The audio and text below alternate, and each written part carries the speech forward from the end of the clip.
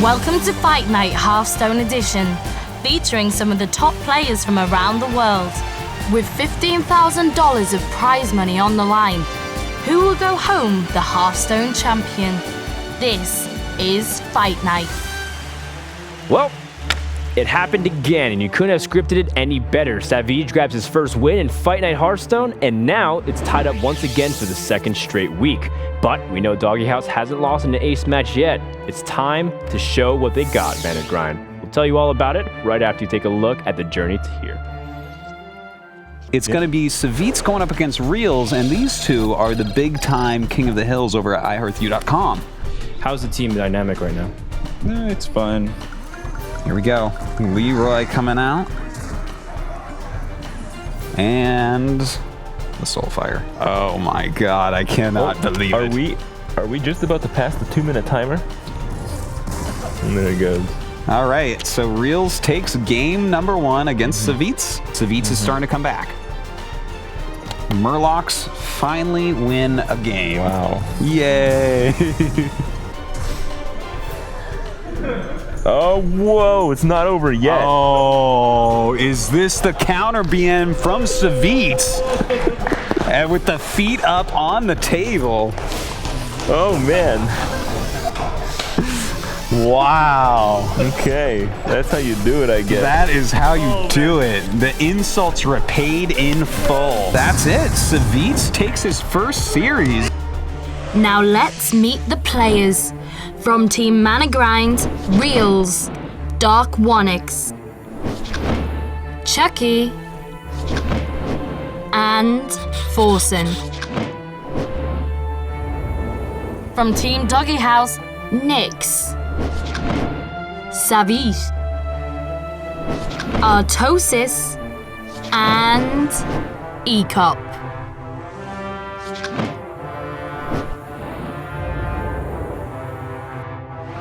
So here are the rules for Fight Night Hearthstone Edition. 8 players form 2 teams and battle it out 4v4. 2 team captains spin the heartless ESGN wheel, which will determine the matchups. Now the battle begins. In order to win, the player has to beat all 3 of his rivals' decks. After all the players have battled solo, it's time for the final ace match. All 4 players on each team unite in a grand showdown to find out who is the strongest. Ultimately, the stakes are high. Teams can win as much as $5,000 for crushing their opponents. If one team manages to go even further and clean sweep their opponents, the winners will receive a huge bonus reward of $5,000 on top.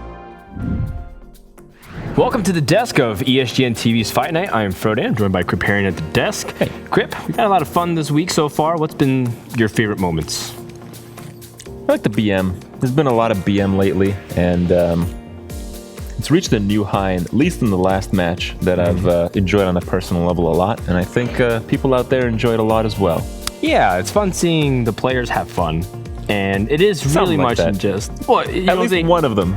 At the expense of the other. I guess, yeah. In the end. But it's good showmanship, right? Sure.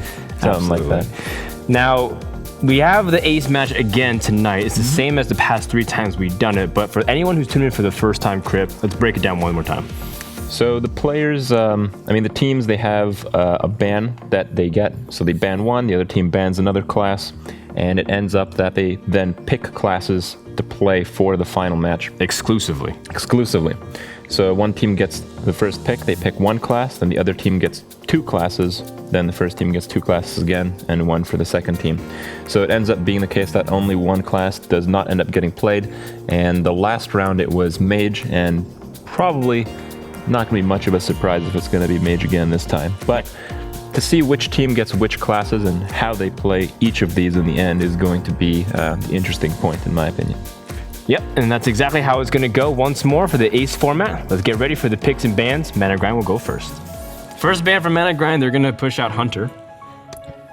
That's a little bit of a surprise. I think they had some good strategy from what they thought, but what the other team thought was terrible strategy by banning Hunter and playing Warlock. It really revealed the deck instantly. Yeah.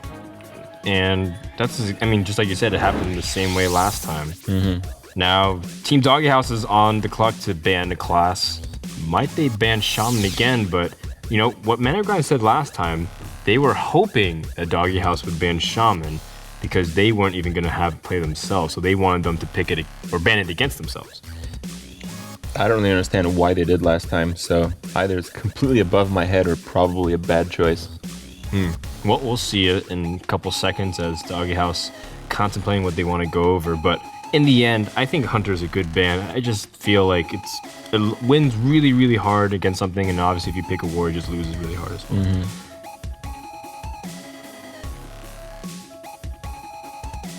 Well,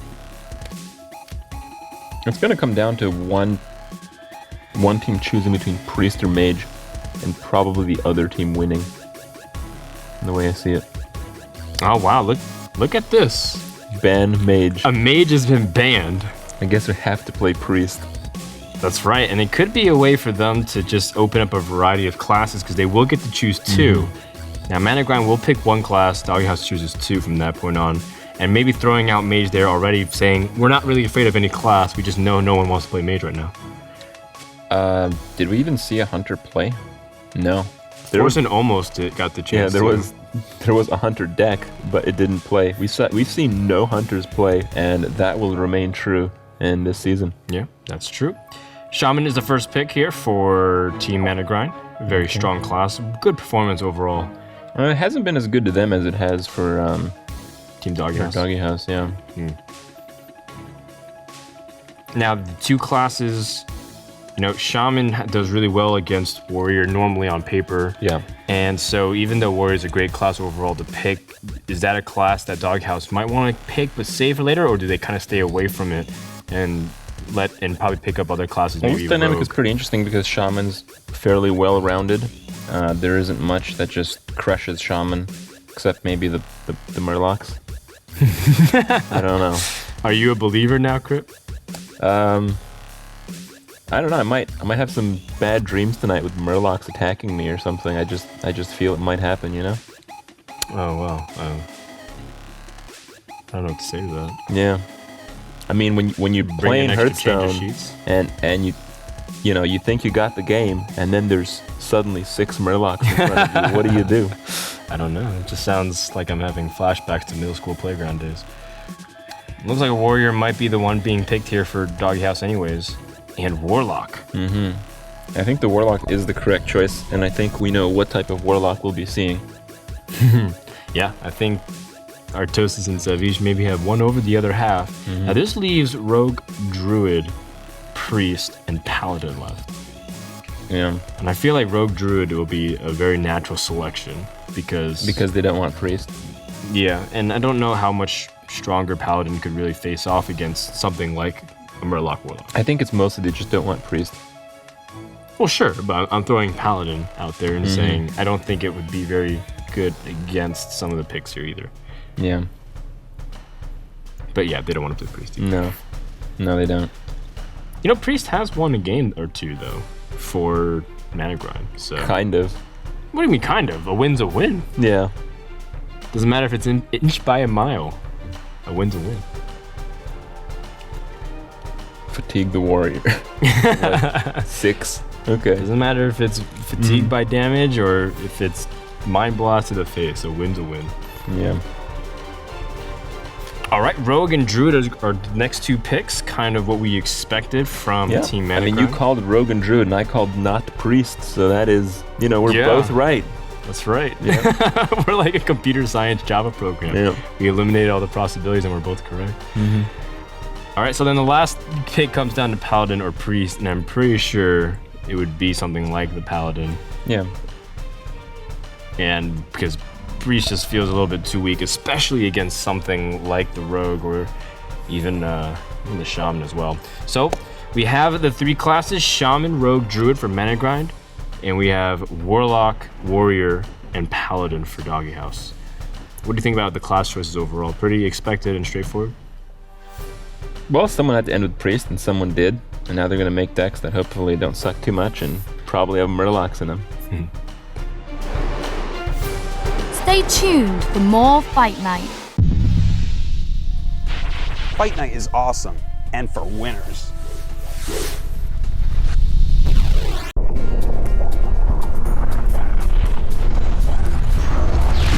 When I'm not fapping to top deckin and reckon, I'm watching Fight Night.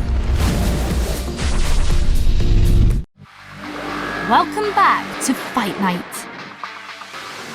All right, it's the beginning of the end. The ace match begins now. DogeHouse versus ManaGrind, game number 1.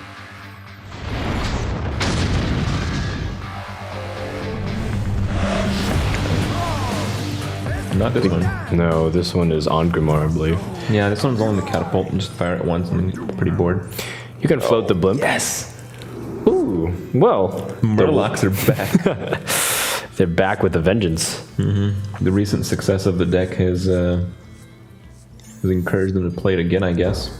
It's a pretty good opening hand as well. They have, Yeah, it does follow the Artosis standards. A lot of 1s and then maybe a 2. That's pretty much it. Yeah. Yeah. It gives you flexibility to play across every single turn. Shaman deck is playing Argent Squire, which is really good against Murlocs, but not so good against that Flame Imp. Gonna trade evenly with it. That's the kind of... This is the Argent Squires that were incorporated in Forsen's Shaman, if I recall correctly. He was playing a bunch of Argent Squires as well. Okay. It's very different from normal Shaman. Argent Squire is a really good card if you play the buffs and you have a hero ability that does 1 damage. But Shamans don't. So you gotta get the buffs. Or it's just something annoying. It's annoying, and it might pick off, you know, say if it was like a Murloc Raider or, you know, Bluegill. It's enough that it's annoying, but I do like pushing out the Knife Juggler, or actually, you can just go for both of these. But eventually when you get things like the Knife Juggler out and drop a bunch of stuff, things like Argent Squire are just fodder. Well, what can you do here? You can't Peggle anymore because suddenly he's got 4 damage. Oh, that was a pretty fast decision to Peggle.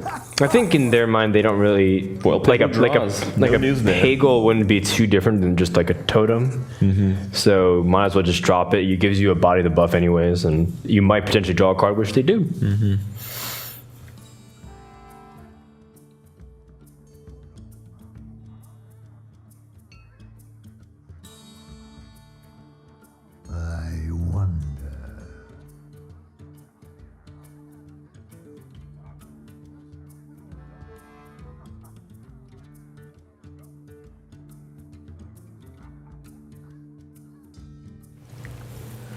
All right, so it's turn number 2, and they were deciding if they should do something like, I guess, life tap, but...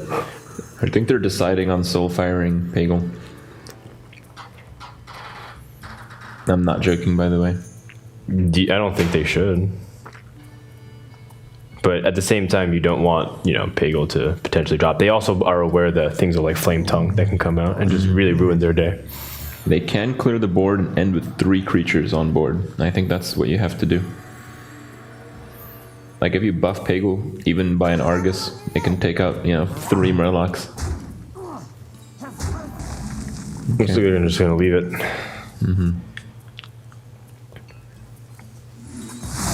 Oh, well, the Lightning Storm is a really nice chip. Nice way to clear it up. That's definitely got to be pretty devastating for Team DogeHouse. Well, what to do here? I don't think dropping the War Leader is a bad play. Yeah. Can't really play the Priestess, it just takes out the bubble. Yeah. And the Coalites here, I mean, you want to play it when there's Murlocs on the board, or if you just don't have anything else to do. So overall, I'm feeling pretty good about the Murlocs. How are you feeling about the Murlocs? Well, they had a really good show in the last series, but from what I'm seeing right now, it doesn't look so good. Well, I'm not saying for the position of the game, I'm just saying I'm feeling like this deck in general, like the more I see it played, the more it's like, you know, it's not so bad. And some people just say like, okay, it's awful, just dismiss the idea of it. But I mean, obviously if he has like a lightning bolt, he can deal with it immediately. But I really feel like, you know, the Murlocs, it's a legitimate deck. A lot of the decks that I play on ladder are like the really slow ones. And then when I run into Murlocs, I'm pretty sad because I can't do anything. He can drop the Cold Light and the Young Priestess. And the plays here are still pretty simple, but at the same time, they could easily cause them to lose the game if they make a wrong order choice. You know, if they chose to play conservatively and not drop like the war leader, but now they have a pretty intimidating looking board. Yeah, this warlock is playing board control style, which is pretty good. Gets a hex off. That's just fine. There can't be that many cards bigger than that in the deck. And the fire elemental is going to clean up the 2/4, which will probably attack one of the 1/1 creatures. Now it draws the Dreamscale Oracle and a Knife Juggler. Very nice. Can potentially take out one of these. Pretty good RNG. Yeah, it's going to die to the fire elemental, but I guess that's fine. Oh, that kind of sucks. Yeah, a little unfortunate. And they're just going for face strategy. No, you attack a 1/1 here. They really thought about it for a second. You don't want your Grimscale to die in this fashion. I mean, the 1/1 totem would have killed it, so.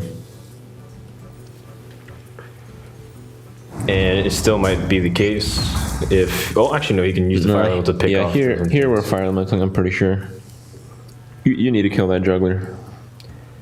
Even though there are also big follow-up plays as well, you can have things like the Unbound and the Feral Spirit also as well later on. Oh, what? I guess they fear another war leader. For the Cold Light Oracle. Yeah. Or not the Cold Light Seer. Yeah. I get these Murloc names confused all the time. I don't even know them to begin with. It's like the 2/3 Murloc and then the 2/1 Murloc. I play Arena, and when you 1/1 see him Murloc. you see him among the picks, you just ignore them. Oh wow, playing Leroy immediately. See if they can pick off as much as they can with the Knife Juggler. Wow, and they end up getting the proc on the Fire Elemental and using the Soul Fire. Not bad. Yeah, very good indeed.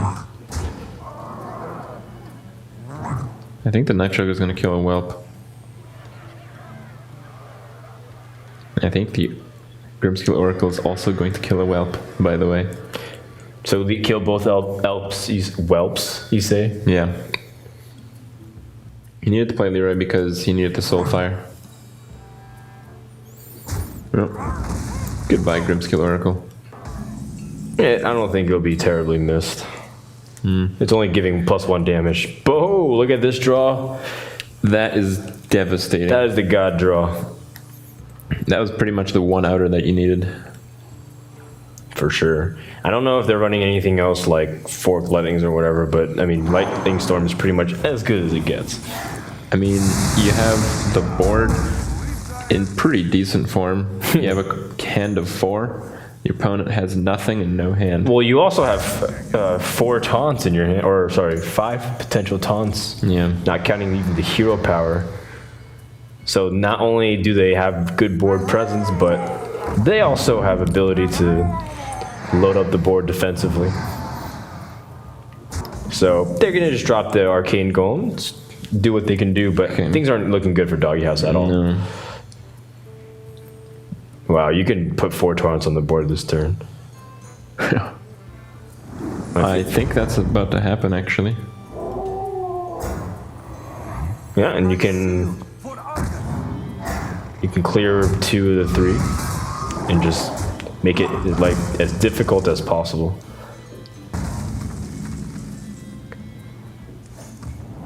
Old Murkai. It's gonna need a lot more than Power Overwhelming to burst through everything. Well, it's gonna help. Certainly, but they're gonna still need more because there's also Alec here that's waiting on the other side. It's also Murkai is about to die for free now. Well, it's not for free. He killed half the wolf, I guess, and like another half, 3/4 of the wolf.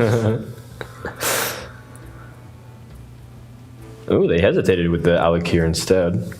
I would leave Alec here with a bubble on, like a Warlock with Murlocs is not going to run hard removal, so that bubble's going to be worth more than 2 damage hit. Yeah, I believe so as well. At the same time, they've seen Murkai, now they've seen Leroy. There's not many there's not many other outs that.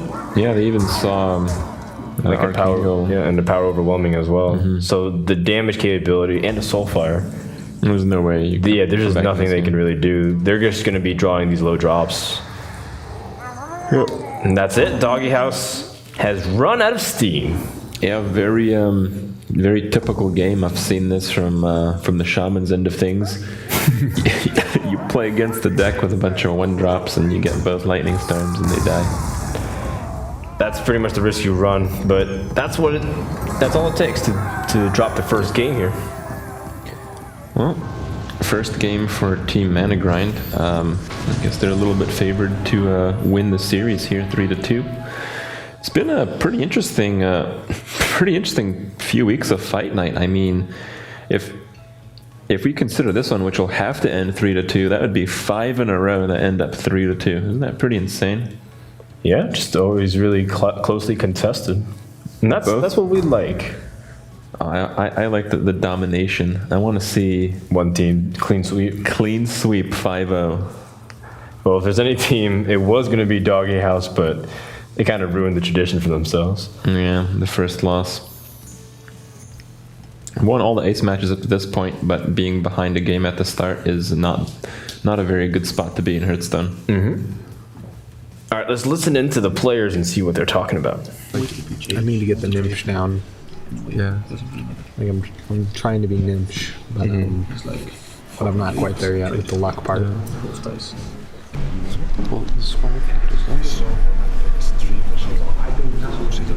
they didn't have the Squire, everything would have been different anyways. Because we get the priests out and all this buffing. Or it's the Squires. It's very close though. There's a reason why the Rain and Warrior is. I mean, if they have it, but here's the thing: if they have Rain and Warrior, they're tossing it out now, and no matter what we do, we're probably gonna mulligan about the same. I don't know. They won't. They will deceive me if I Miracle Rogue.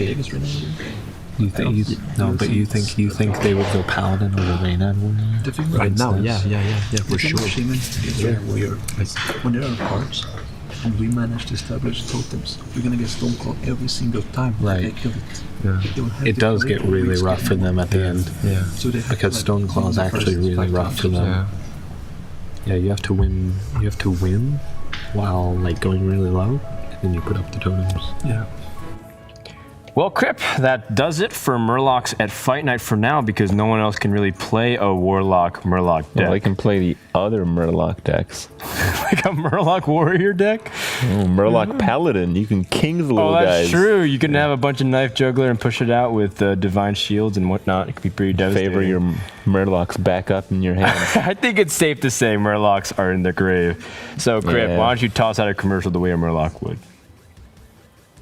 What way is that? We'll be right back. Stay tuned for more Fight Night.